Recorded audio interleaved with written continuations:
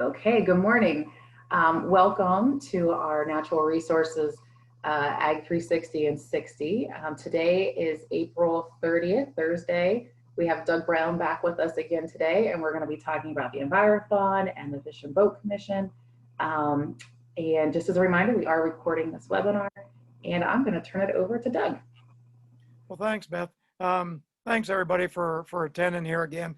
For those folks that aren't attending, going to miss out on some information here, but Beth has it all categorized for us, and you can obviously access that at a later date. So when Mary talked about not being able to be here the next couple of weeks, we're still going to be able to get those resources to you. So we're good there.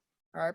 So first of all, just a little bit about where we're going here today. Today's going to be specializing on aquatics. So if at any point in time you guys have any comments, suggestions, concerns, especially where you guys are just getting started, just throw it in there. It's just kind of an open forum here. Just also know, Carol's not on here today yet, but also know that a lot of these aspects deal with SAEs that are possible that we could actually deal with. She talked a little bit about wildlife last week. This fits in that same category with aquatics. So keep that in mind for SAE projects down the road. A student suggests, what could I do? Wow, there's lots of stuff you can do. So there's one idea. And I'm going to share a live story of one of my former students just here 2 years ago and what that SAE project turned into, because it is an aquatic project. And I'll come back to that here in just a couple of seconds. The FFA obviously is a part of it with the aquatic resources, environmental resources, CDE. That's obviously part of this aspect of it, the FFA part.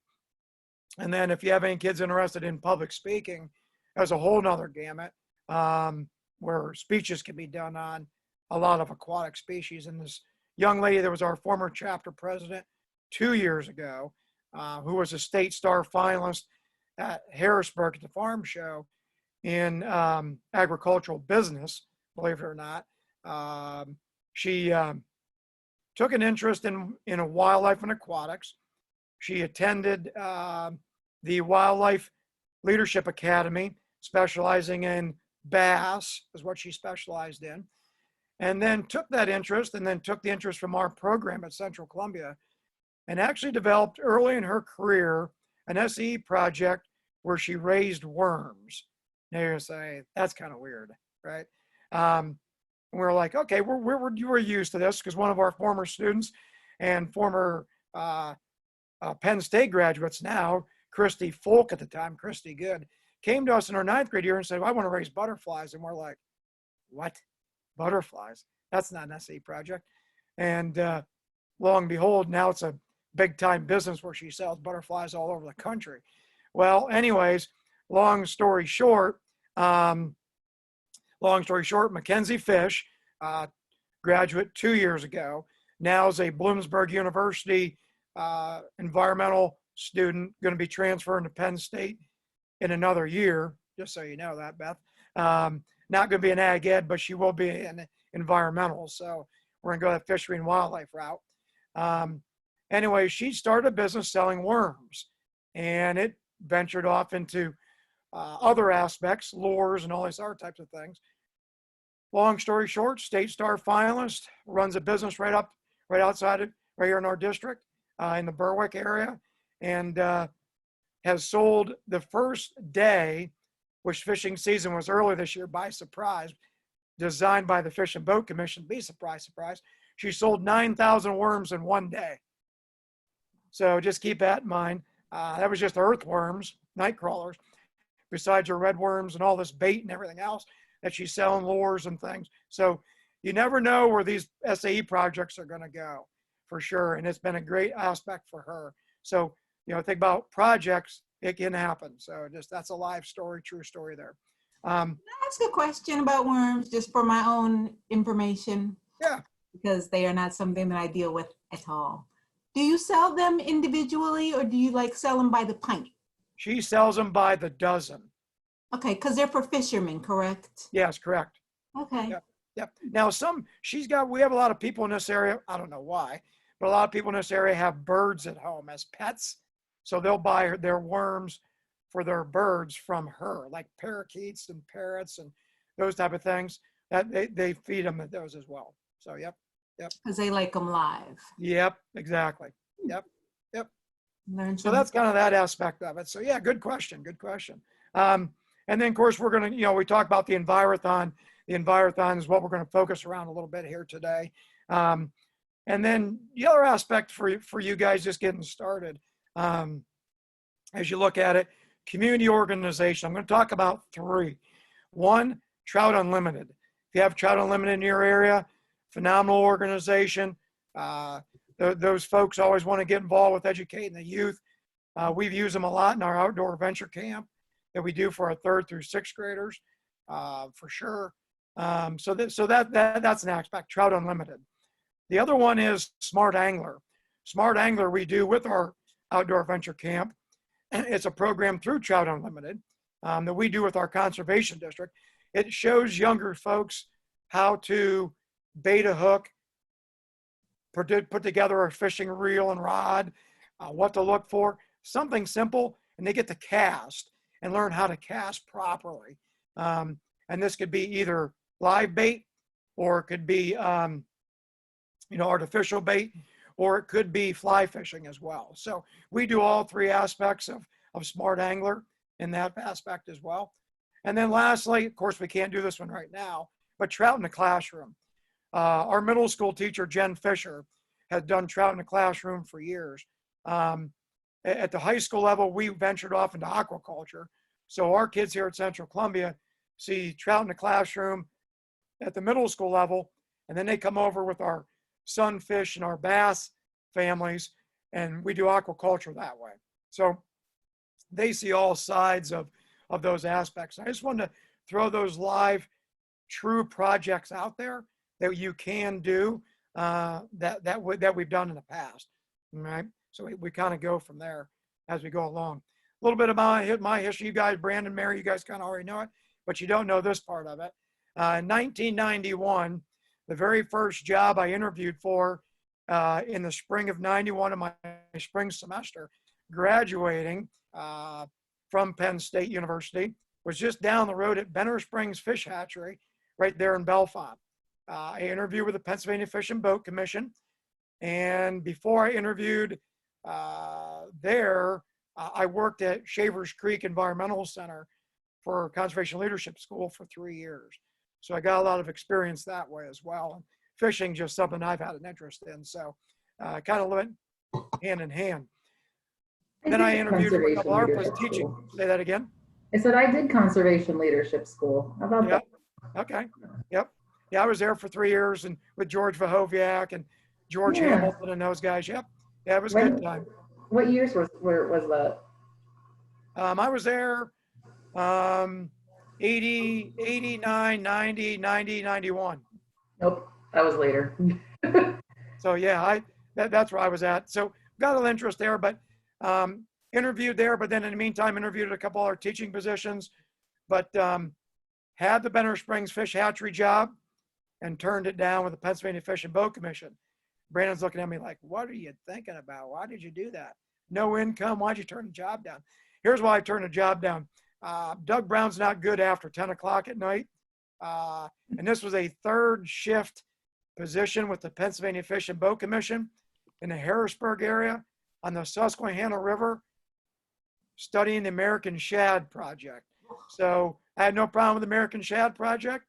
Had no problem being on the river. I had a problem being on the river at 1 o'clock in the morning though, in January.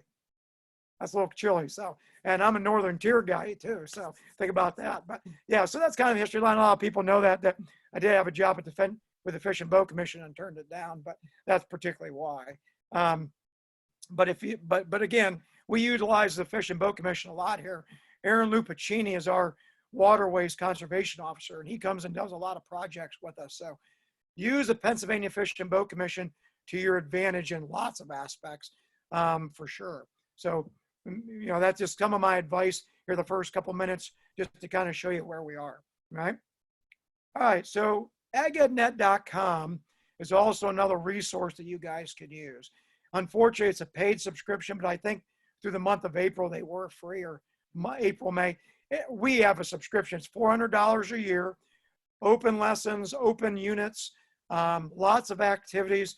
I highly suggest as you guys get started in your educational teaching career to have your district pay that money to get agednet.com. The girls do a nice job putting that website together. We've relied on it heavily for 15 plus years here. I highly suggest it. It is all the ANFR standards are there. It's great when you're out of the classroom. What am I going to give these guys? Well, we know what we're going to give them now because we've been remote learning for 6-7 weeks. But this gives you another aspect to it that's very specific, and they cover all those aspects. So yeah, there it is, agednet.com.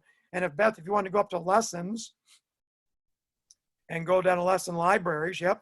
And if you go over to natural resources, since we're in aquatics today, yep. And you could just scroll down and you can see all the different aspects. There's already PowerPoints developed for many of these, which we use some of them. There are fill-in sheets, what we call guided reading or guided lesson plans. That's the far right tag there, and the 3 of them, yep. And then there's other work that they can do as well, puzzles or whatever. So vocab puzzles. We believe in heavy vocab at Central Columbia because we see a lot of it at the Envirothon. So the research has shown us that the more that students come and play with vocab, the better they get. There's no question about it. They think it's annoying, but sometimes as a teenager, they don't know, they think they know everything there is to know, and they don't. So you got to convince them through word walls and application of vocab that it's important. And then they'll come back to me always and say, yeah, you were right. There's a lot of vocab there. Okay. Like I wasn't trying to kid you or anything. So yeah. But anyways, there's a lot of different ways to get that vocab across. So agednet.com, great resource, highly suggested, highly recommend it. So, all right. So if we want to go to, any guys have any questions at this point? I have a question just for the group. We're a small group, so I don't know how representative a sample will be. But what I'm finding with the school district of Philadelphia is that a little background for those of you who don't know me. I am not a teacher. I support teachers. And one of the things, as Philadelphia tries to sort of build a database of online learning materials, they've asked those of us who are not necessarily content specialists to go ahead and try and develop lessons. So I've done that, only to find that they will not allow me to use lessons that, or sorry, they won't allow teachers to upload onto Google Classroom lessons that involve a login. Have you heard that from any other district? Because to me, I get it, but because then, I don't know, I guess it opens you up to spam or whatever, but I feel like it's a little short-sighted, and I'm struggling with it, struggling with finding things that are not necessary, because my first place I went was EdNet, right? I started developing all these lessons. There's a couple other places that I went, but I am struggling to find materials that are not, that don't involve students needing to log into somebody's external system. Beth, you want to comment on that a little bit from the repository? Yeah. So I know you were on yesterday with John. Did he show you the repository that we've started to kind of? Yes, and I haven't started to dig through those materials yet. I have high hopes.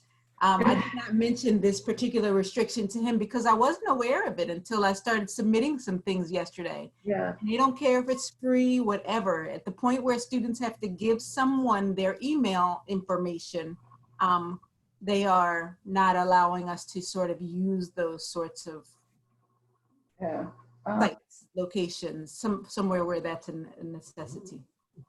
Well, in this repository, there's a lot of information that has been collected by Beth and John and Tiffany, and it's from all over the country. So everything that you're going to see me do from last week with wildlife to this week and next week with forestry and the week after with soils and the week after with current issues is all stuff that either I've pulled or I've developed myself. And Bethany and John get all that and they're dumping it into the repository. So So this may Yeah. help you a little bit Yeah. with what you're trying to develop there. Yeah. Which what like content area or all of it? Is it like, do you have a specific area? Well, you know, my programs are animal, and again, Yeah. sorry for those of you who aren't familiar with how Philly works, but we don't have general ag programs. We Right. have programs for animal science, we have horticulture, we have food science, and then we have natural resource management. And biotechnology as well as another of my programs. And so, so I'm trying to develop materials for all of those. But this idea that they must be open source has really frustrated me a little. And so, again, Bethany, I just haven't had a chance to poke through this sort of this repository, but Jonathan did send it to me. I've had a lot of I've used the University of Minnesota a lot. They already have their own. It's a Google Drive full of stuff. But all of that seems very easy for you just to, make a copy of it, adjust it, and then, to what you need and push it out. That's a pretty easy win. Like Doug said, most of the stuff that he's been sharing has been, again, the same thing. You can edit it briefly and push it out. To be honest, I'm not 100% sure where Tiffany is our grad student who has been adding everything. And I'm not 100% sure how she added in all of Doug's stuff. Last week we had put all of the stuff that you guys talked about into a Google Drive and shipped it off to her. And I see here like she has the the PA Envirothon listed. So for the University of Minnesota, am I going to a particular place? Is it a College of Ag? I don't. No. So if you look at you guys can see my screen, right? Yep. Okay. So right here where my cursor is, so this is a repository that Tiffany created. So University of Minnesota has put together, or I should say other teachers have put together a bunch of resources that the University of Minnesota basically created a repository for. And their stuff has been pretty easy to access. And so if you just, like when you click on it, on that link, it will, like if you Google University of Minnesota, I don't know if you'll find it. Like it's definitely a Google thing. But then you can kind of go through and see the different categories that they've put stuff into. Now, the only thing to keep in mind is that since our repository is stuff that's been shared with us from all across the country, it may not be applicable. Like, there's lessons in here on, moose and other things that we don't see, but, but that would just be, you just gotta kind of have to sift through it and see what you can find. But there are, for instance, I was showing some stuff from plant science the other day. They have it kind of broken down into like horticulture and greenhouse, floriculture, plant science. There's some hydroponics lessons in here. Here's an escape box, or kind of like the escape room kind of activity to do with So that'll be my first stop off of that repository. Yeah. Thank you. Yep. So much. No problem. But yeah, I mean, you can get lost in there, honestly. but yes. Yeah, and again, everything I'm sending Jeff and John, Bethany and John, are going to be either drawn from the Game Commission's website, which is no login. The Fish and Boat Commission today, no login. Next week, Bureau of Forestry, Envirothon, no logins needed. So it's all legal stuff for you guys there in the city of Philadelphia. So nothing to worry about there. So we kind of thought that would be an issue with some folks. So that's kind of why when John, Bethany, and I talked about this a couple of weeks ago, I said, I'll pull from sources that you don't particularly need an email or registration to get, then it's open to everybody. So perfect. I'm so glad to hear that. Yep. I was really discouraged yesterday. Hey, there's enough stuff out there, that's for sure. I'm going to add a little bit here today. So here we go. So aquatic poster right out of the chute. Let's go to station training. I'm going to do a little discussion while Bethany is bringing that up, but station training, we're going to go to aquatic ecology. One of the things that we do for each of these sections, and again, the sections are forestry, soils, aquatics, wildlife, and the current issue with the Envirothon, we have students do aquatic poster or a poster for each section. So in forestry, we do an invasive project, which we're going to talk about next week. Last week, we talked about them choosing a wildlife animal and doing a poster project on it. This week we're talking about aquatics. So they choose a topic or a species, largemouth bass, smallmouth bass, brook trout, whatever, and do a poster on it and then present it to the class. Does one of numbers of things. One, gets them to be creative. Two, allows them to do research. Three, gets them to public speak in front of their peers. So it handles a lot of aspects there, which has been a real success for us. If you know anything about the Envirothon, you know that the State Envirothon has an oral component. And the oral component relates around the current issue. And in 2 weeks, I'll talk about the current issue, which there's the oral component, correct.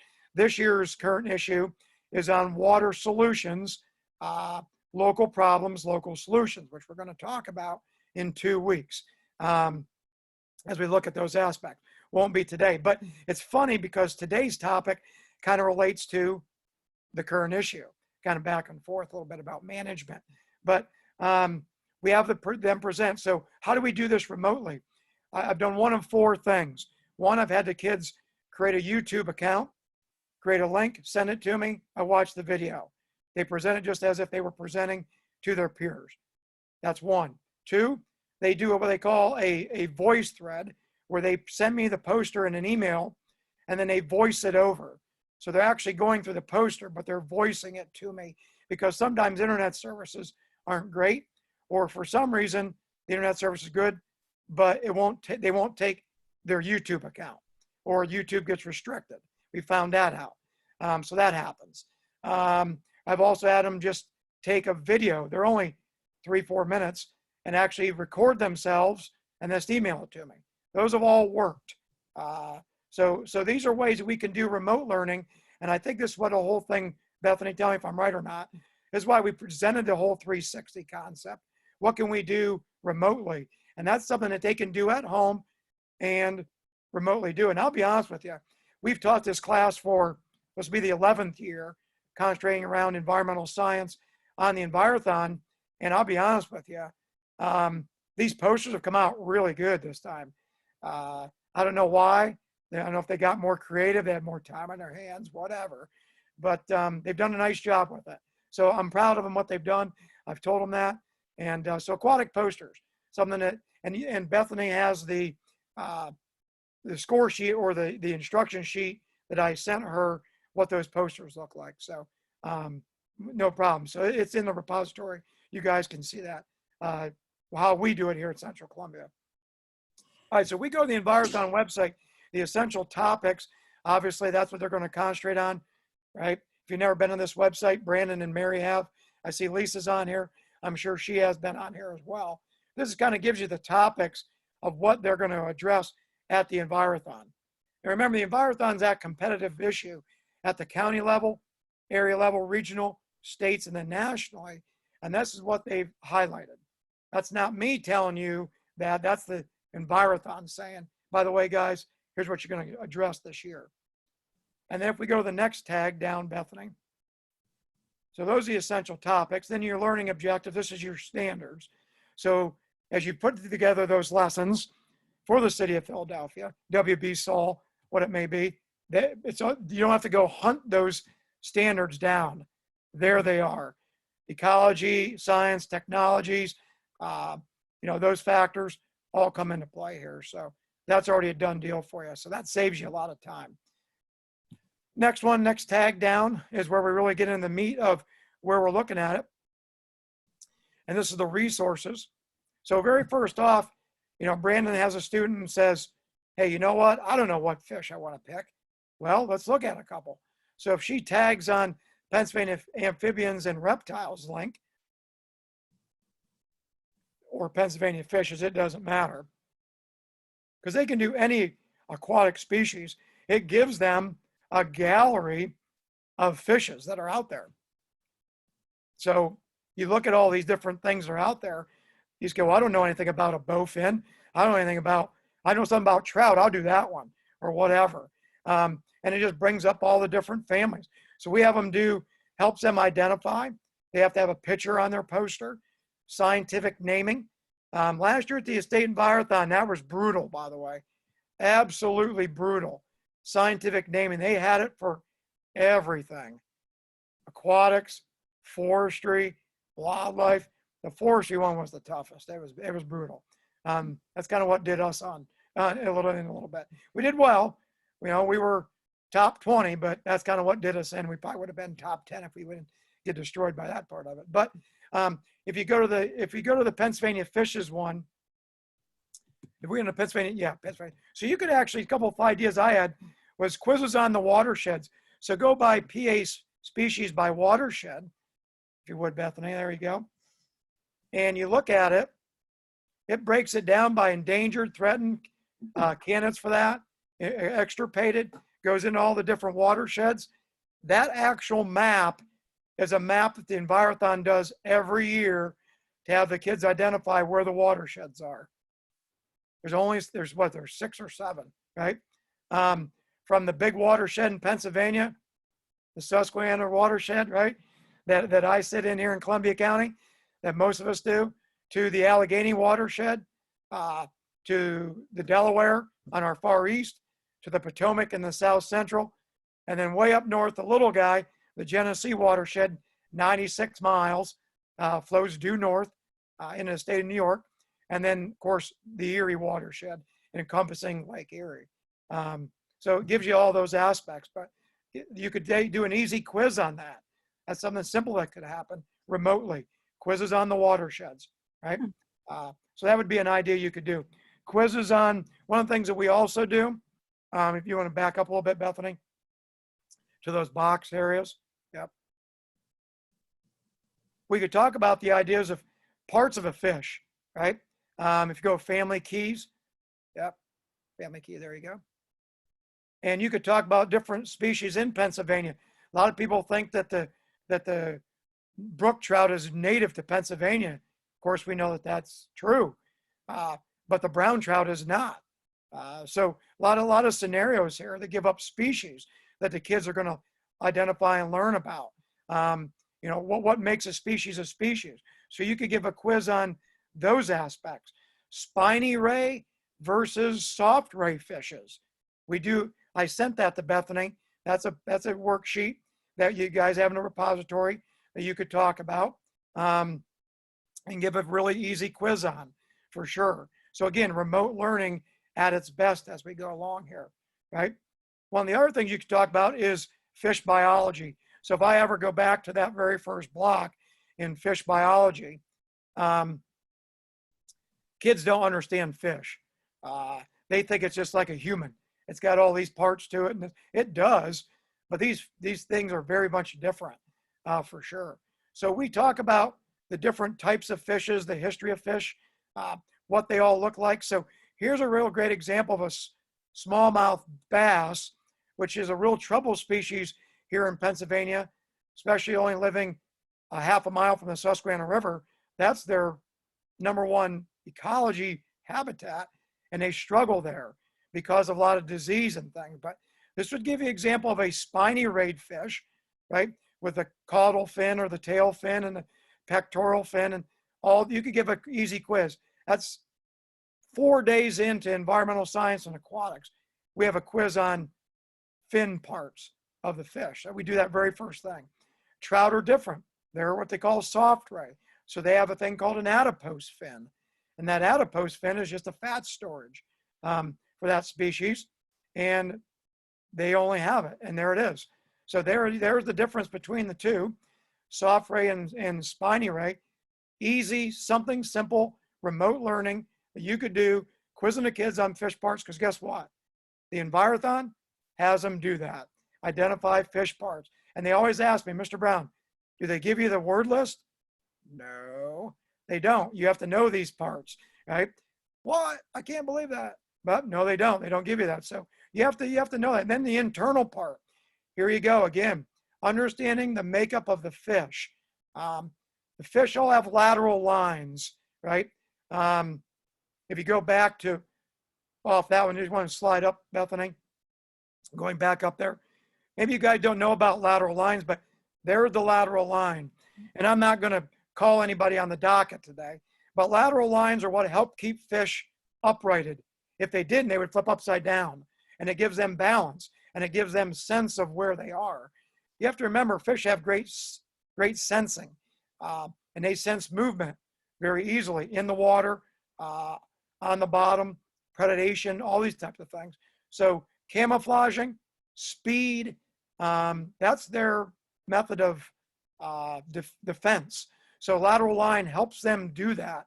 Every fish has a lateral line. I don't care what it is, sunfish, trout, they all have it. Some are more distinctive than others.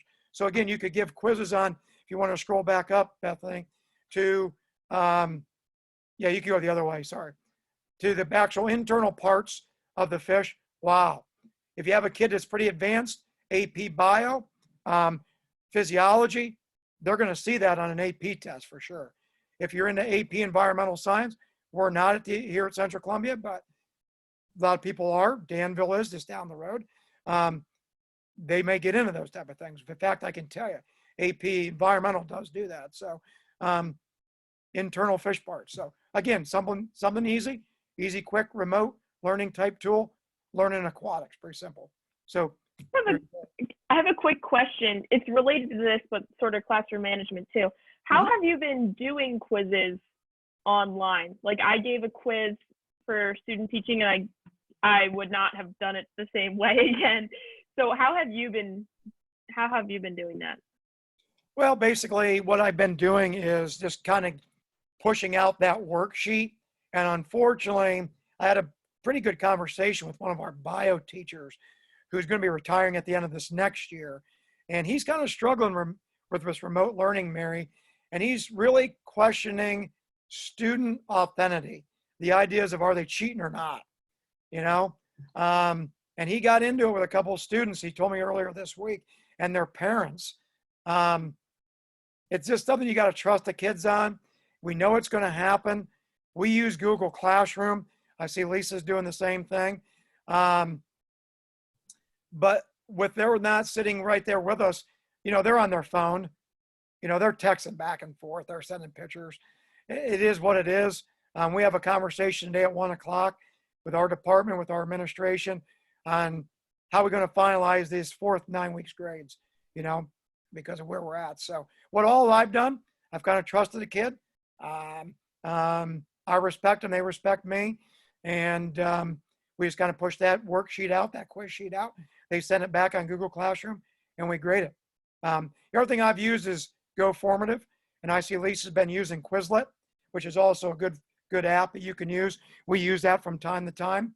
So there's a lot of different scenarios out there that you can use. So Quizlet's a pretty good one. Google Classroom works well in those ideas. And then Go Formative. Those are all ways that you can reduce that amount of cheating or lack of student authenticity that way. So that's kind of what we've done, Mary. Does that kind of help you a little bit? Yes, it does. Thank you. I just put out a paper and had them fill in their answers online, like on a Word document, and have them turn it back in. And that was hard for me to grade and for them to fill out. So right. I like the idea of putting the questions in sort of a website and then have them answer each question through that way. It seems more user-friendly on both sides. On both sides, yeah. We were an e-backpack school. I don't want to go back here, but we were using e-backpack. And e-backpack went bankrupt right in the middle of all the deals. So we ended the year with e-backpack and went to Google Classroom. I will say Google Classroom is good in all aspects on e-backpack except for one, and that's grading. It's difficult to know when you get notification. It doesn't always come through that way. E-backpack, it instantly came right up. But we're in a different scenario now. We're in a different platform. So we have to be able to adjust.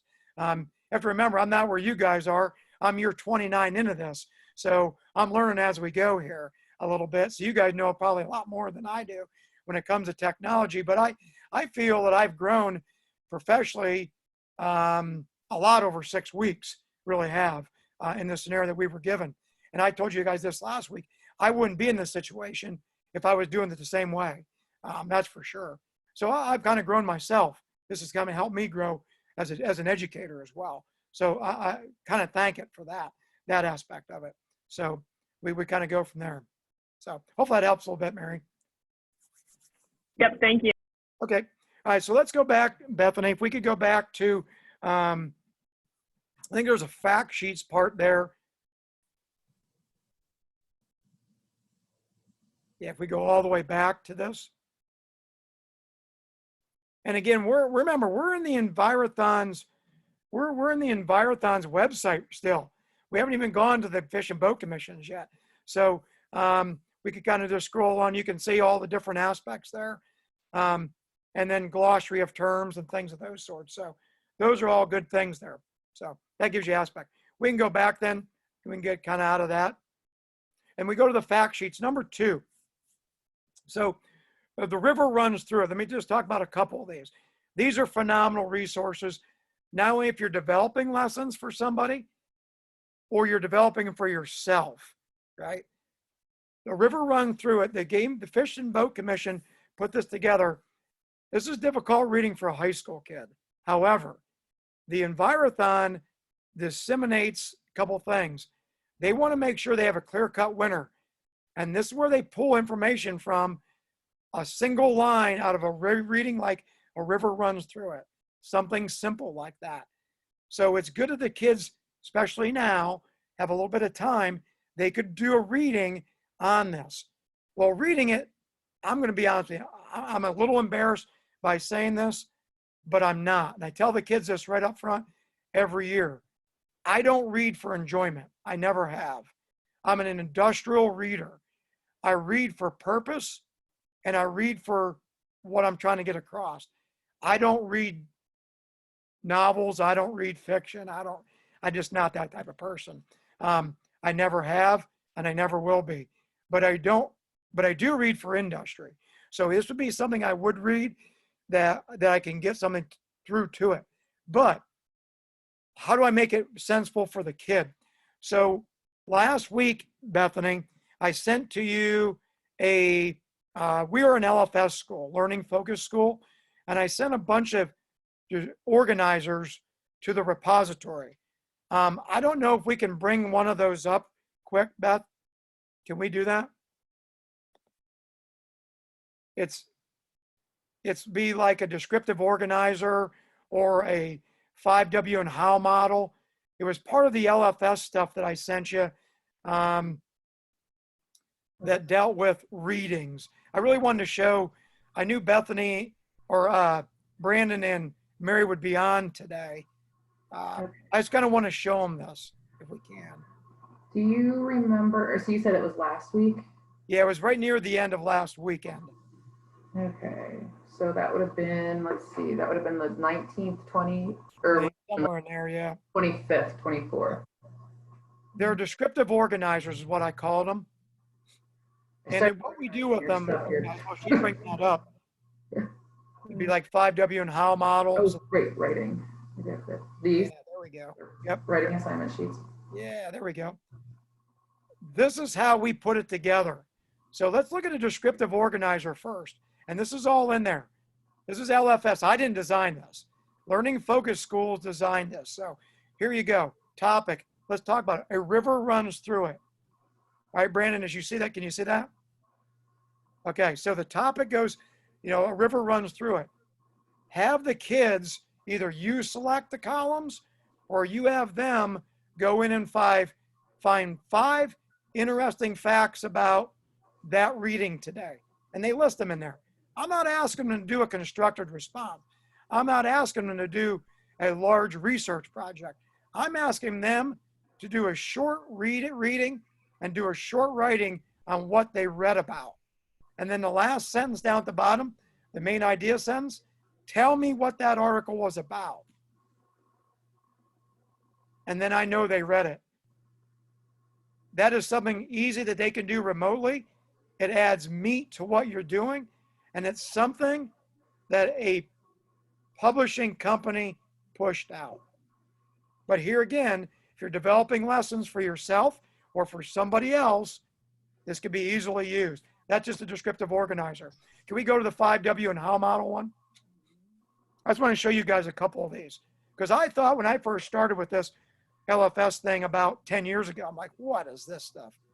But then I've kind of bought into it. I really have. So there's a topic. I'll use a river runs through it again.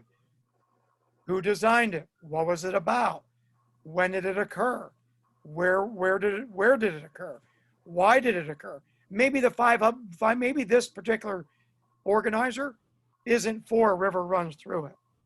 Okay, maybe it's for something else that we could possibly use.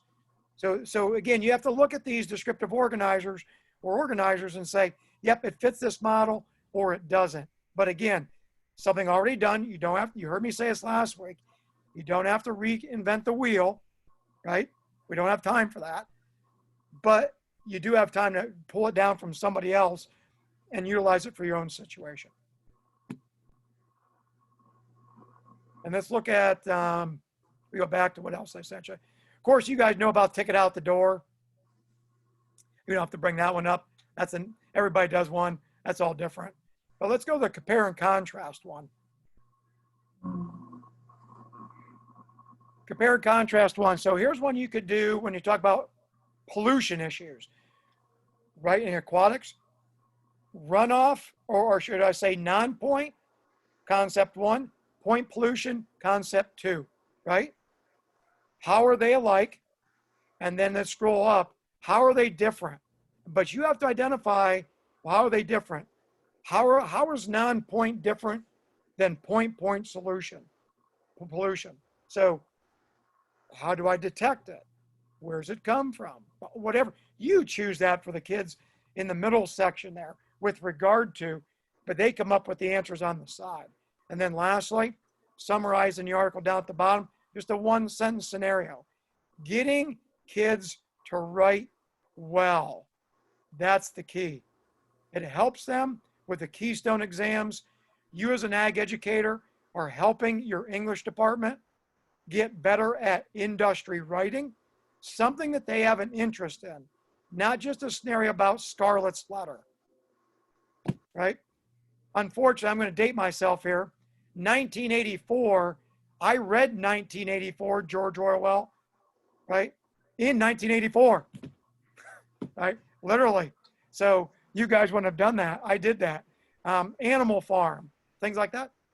I'll be honest with you. I wasn't into that, but I did it. Didn't like it.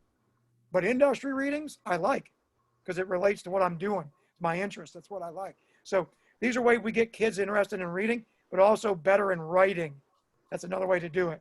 Now, that isn't going to allow them to get phenomenal on the Keystone exam, but I am going to share with you one thing that we did. Beth, did I ever send you guys a constructive response? I don't know if I did in those writings. Doesn't look that way. Okay. Next week, what I'll do this week, I'm going to send you one. What I'm going to do, what we've done, you guys, this is what we've done. We, 4 years ago, I guess it was, we realized our kids didn't write well at Central Columbia. So what we did across the board, every assessment that we give, I don't care if it's small gas engines, hydraulics, forestry, whatever it is, we assign them a constructed response. We give them a prompt, and then they have to identify that prompt and answer it in paragraph sentence form. You should see the scores of Central Columbia now in the Keystone exams in Lit 1 are off the charts. They write very, very well. And we do it across every subject: art, aquatics, environmental, ag, math, it doesn't matter. We bought into that. And it comes off of that 21-point information sheet. So Beth, if you want to tag on that. And again, you guys can use these freely. This is just one that I developed. So let's talk about a river runs through it. So you could identify anything here. You could identify 3 facts. You could identify in that middle column 2 interesting things that they picked out of the article, and then 4 other additional aspects. So it helps them organize their thoughts when they start writing. Kids struggle with, I don't know how to get started. I don't know how to prepare a speech, a manuscript, whatever it may be. This helps you do that for them. So it's an avenue you can use to do that. So I do want to show you one of those construct responses, Beth. I'll send that to you next week. We'll highlight one of them. All right. Okay. So that gives you an idea there. All right. So let's go back to the Envirothon website, and we'll go through the fact sheet. So there's the writing. We can get off of that one now. And then you could have them conduct stream IDs, right, for sure. So if we go to, hey, we're heading to hopefully warmer weather. Today you don't want to be in the stream. It's going to be off its banks. So that's going to be something we don't want done. But if you go to caddisfly, up there, the next one, I just want to show you a couple things here. You could have them conduct stream IDs and report back to you. So here's one where get them out of the house on a better day and have them go out and see what they can find. We're not too far away from a large caddisfly hatching here in Pennsylvania. We're not too far from that. A couple of weeks maybe. If it gets a little bit warmer here, they'll do that. But this is definitely something that the Envirothon will focus on in the ideas of studying these ideas. They have to identify that. So I think we talk about ENA and ALPA, right? So ENA and ALPA, we talk about egg, nymph, adult, and then egg, pupa, adult, right? So it depends on what you're talking about, ENA and ALPA. If we go back, Beth, there's a sheet in there, the fact sheets talks about ENA and ALPA. There it is, underneath dragons and damsels. And they have to identify the differences between ENA and ALPA. What are they? This is a great, you don't have to recreate the wheel. There it is. It's done for you already. There's only a few species that are those species, right? In Pennsylvania. So it's an idea of identifying them, right? So stoneflies, mayflies, dragonflies, damselflies, all are what we call ENA related, egg, nymph, adult. Then you go down, Dobson fly, crane flies, your midges, mosquitoes, those guys are all ALPA, right? And I don't want to teach an aquatic lesson today, but this is an example of information that they can relate to, already done professionally. You don't have to recreate the wheel. And the Envirothon uses it directly. Great resource, okay? They could go out and take some photos of some different species and create a PowerPoint with it, or create a collage, right? I did something off the docket 2 days ago with this isn't aquatics related, but I want to share it with you. I never did it before. There's a thing called ThingLink. It's an app, but it kind of struggles and you have to pay for it. In our district, it was free. It's called ThingLink, ThingLink. Great link. It's basically electronic poster. It works great. However, ThingLink now makes you pay for it. So we've eliminated that at Central Columbia, unfortunately. So what did we do? So we went on to do a PowerPoint. So I had the kids in Ag 2 the last 2 days. We're in MIG welding. So I had them go do a career aspect on welders and had them do a PowerPoint on it. The first one came in yesterday. I was shocked. It was beautiful. And I commended the kid. He did a great job on finding what I wanted, salaries, benefits, things of those sorts. You could do the same thing in aquatics. Have them go out and research one of these insects. Macroinvertebrates, and I know Brandon's in aquatics and in natural resource, I'm going to say it this way. This would be something that they struggle with. Would you agree? That they don't identify macroinvertebrates very well. So get them to go study them. Have them go in and do that, right?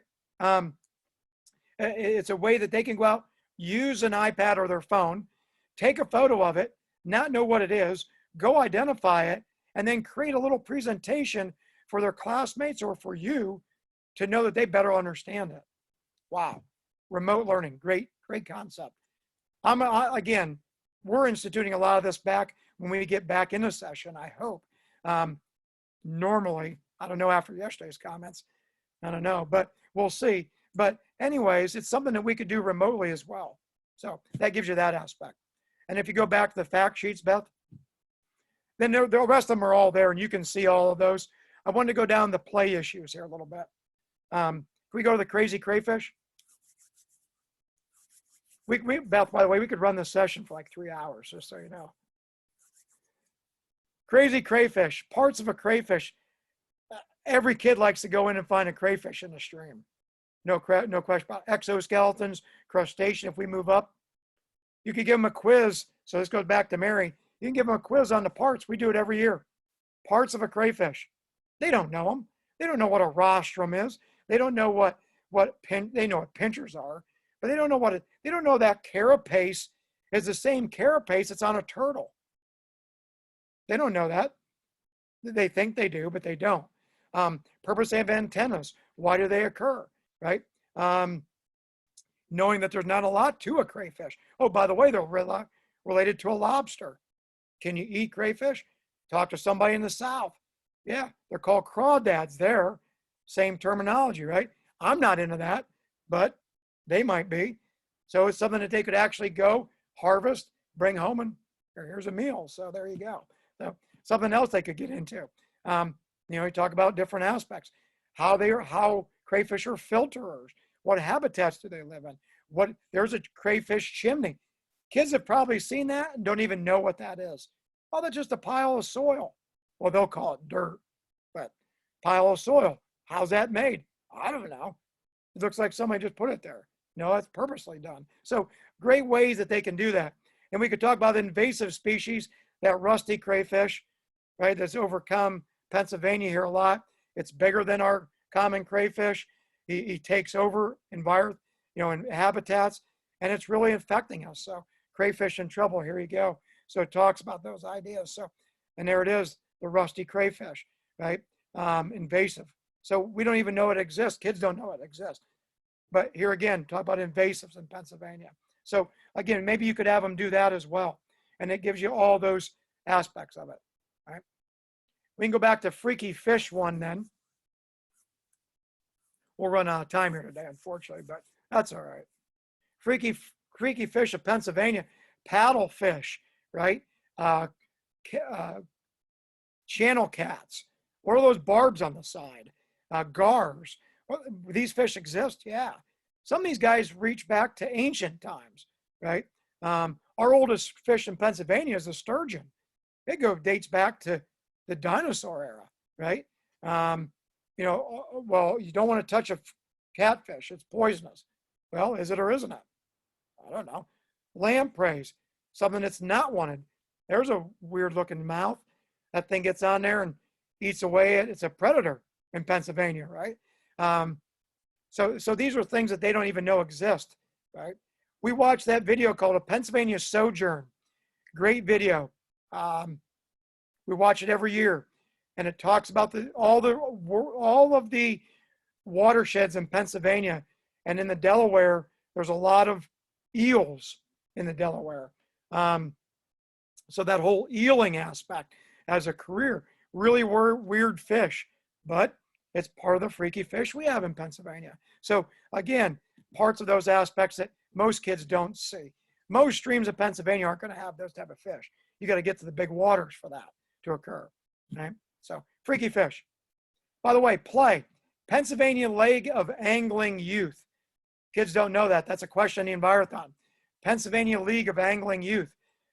Every month, the Pennsylvania Fish and Boat Commission sends out a subscription free to kids that are under the age of 16. Have them subscribe to it. Why does the Pennsylvania Fish and Boat Commission do that? Because they want to encourage, there it is, right? They want to encourage kids to go out and fish. They want to encourage kids to spend time outside, right? Great, we get that subscription every time. Every time it comes out, right? We get it. There's a lot of aspects of the Envirothon gets their topics from that. So keep that in mind. Play, Pennsylvania League of Angling Youth. Yep. All right. So let's go a little bit further here.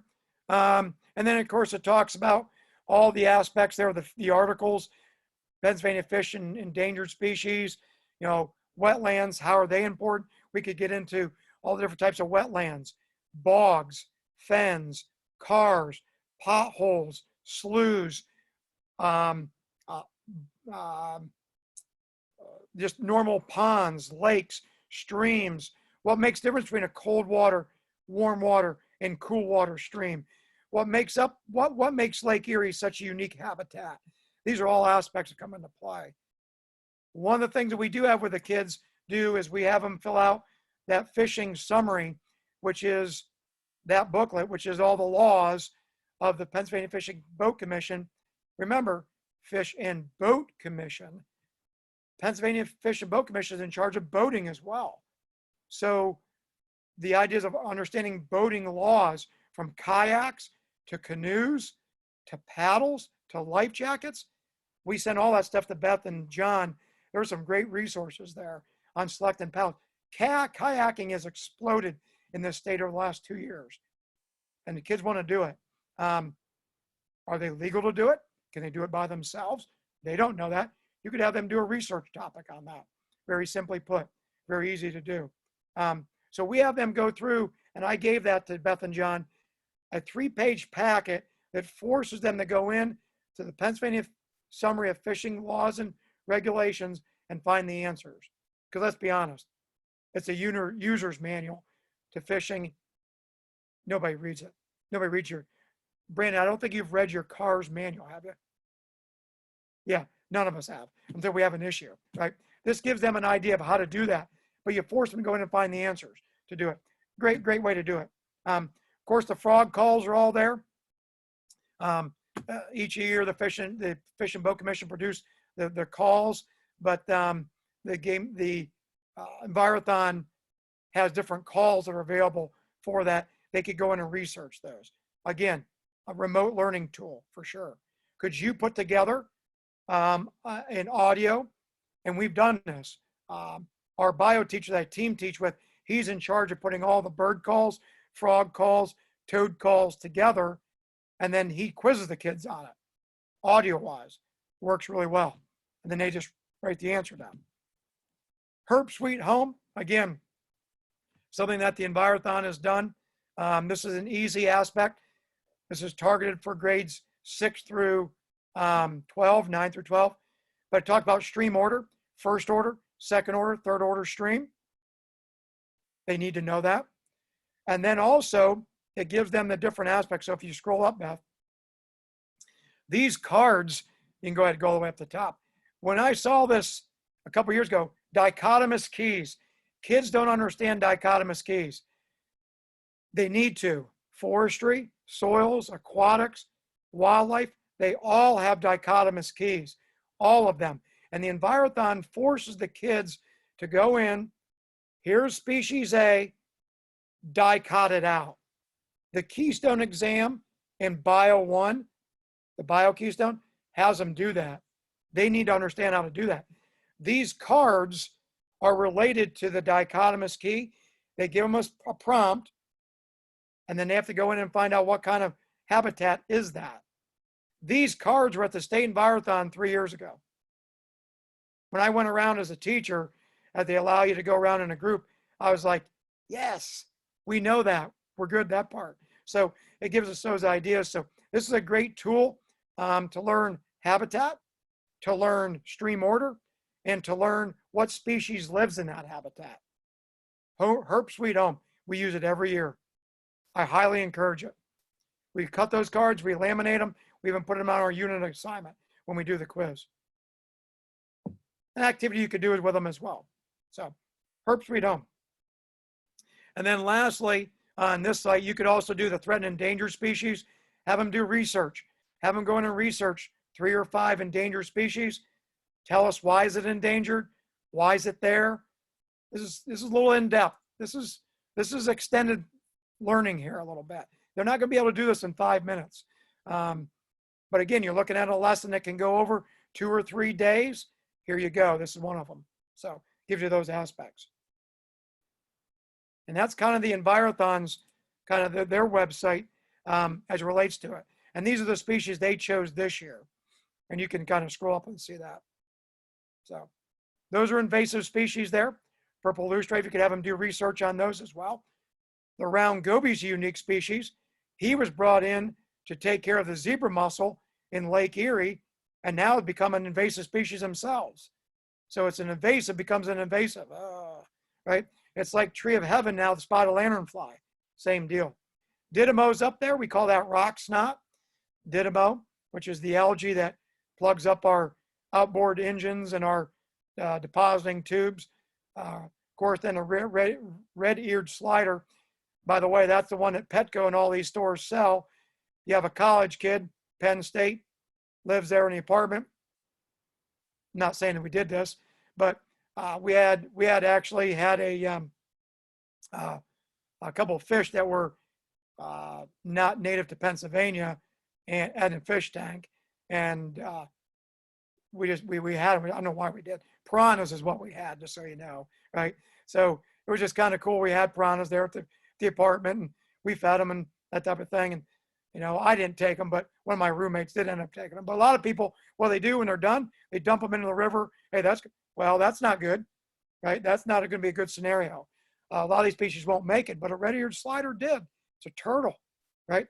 Now it comes invasive. So have kids do research on invasive species. And then the ID study list down there at the bottom, Beth, you can tag on that. That just gives you, you know, what the Envirothon was looking at this year. Lots of study material, lots of reporting they could do, lots of PowerPoints they could put together. They could do videos. Kids love to do videos. Lots of stuff there. So that's just the Envirothon's website. Our hour's up, but we haven't even touched on the Fish and Boat Commission. Lots of videos with the Fish and Boat Commission. Beth, can we just get to the Fish and Boat Commission quick, just so we can show them that? Well, she's bringing that up. You guys have any questions? Any comments? Brandon, Mary, anybody? So for this aquatics part, what class do you teach this in? Do you have your own aquatics class, or do you teach this in your natural resources course? This is going to touch, this is a 40-day section in environmental science. But it's also a little bit of a section I teach in that forestry and wildlife class, a little bit in the wildlife section, because I lead into it at the very end, is what I do. So obviously, if people, I don't know if she's on here today. She's not. Melanie Bernstein, who teaches at Wellsboro, emailed me right after the session last week. She couldn't get on and said, man, I'm really struggling with amphibians and reptiles. And I emailed her back, joking. I said, really? And I sent her all this stuff. She's like, okay, you can stop. I get it. So I gave her all this material, and she's going, wow, there's more out there than I thought. So Brandon, as you think about, as a young guy getting started in a profession, aquatics could be a class by itself. Honestly, it could be. From fly tying to lure to development. Oh, wow. There's so many things that you could do. It just depends on the student's interest and your interest, and where do you fit it into the curriculum. Pretty simple. So, yep. So we go to the Pennsylvania Fish and Boat Commission's website. We can scroll up a little bit. There's lots of scenarios here. I mean, you could see it all, and it's just like the Game Commission's website. They're all set up the same way. So if we could go to over the section there, Beth, I can't see it up there. By the top is there. Yeah, fish. Yep, there you go. Fish and all those sections. Yep. You could touch on any of these. Any of them? Okay. What'd you say? Yeah. Here's amphibians and reptiles. There's one for example. So if you touch on amphibians and reptiles, wow, look at all the material, right? If you just go to introduction to amphibians up at the very top, yep. It just gives you a scenario of what they are. Ones you can find in the winter. These are all, and I gave these to all Beth and John, they're all in the repository. All these aspects of what they are. And just how do you identify them and what are they? And let's just touch on the life of a sunfish, because that's always one that's always kind of cool. Parts of a sunfish, what is a sunfish? Where does it live? What category are sunfishes? Wow. I mean, just this little scenario there. But the Fish and Boat Commission has done a great job of putting a bunch of videos together talking about the different waterways, different fishing scenarios out there, and boating laws as well. So fishandboatcommission.com. Yep.